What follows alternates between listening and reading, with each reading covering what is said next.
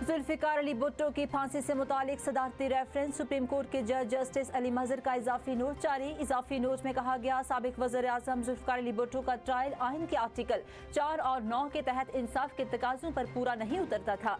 Trial के दौरान शिफाफियत और कानून के मुकर्ररा तरीक़ाकार को नजरअंदाज किया गया।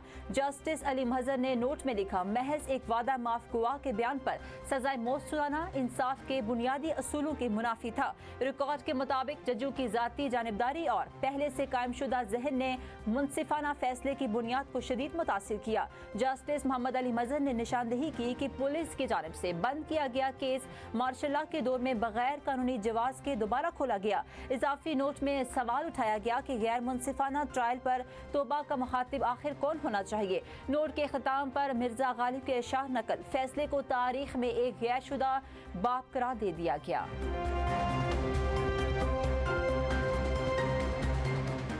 पंजाब में इल्म दानिश के नए चिराग रोशन। वज़ीर आला मरियम नवाज का दौरा बखर दानिश स्कूल मनकेरा का बाकायदा इफ्तिताह कर दिया। गवर्नमेंट प्राइमरी स्कूल किसानवाला में सीएम स्कूल मेल प्रोग्राम का भी आगाज। वज़ीर आला का मनकेरा के 3 स्कूलों की अपग्रेडेशन का ऐलान फौरी अमल दरामद करते हुए नोटिफिकेशन भी जारी कर दिया गया। दौरा बखर में वज़ीर आला ने तालबात में लंच बॉक्स बांटने और क्लास रूम्स का मुआयना किया। मरियम नवाज का दानिश स्कूल मनकेरा की कंप्यूटर लैब और लाइब्रेरी का दौरा, तालबात की सालगिरह बनाई, बच्चों के साथ दोपहर का खाना खाया। वज़ीर आला मरियम नवाज का गुफ्तगू करते हुए कहना था, बतौर माँ वो पंजाब भर की बेटियों के लिए हर मुमकिन इक़दाम करेंगी।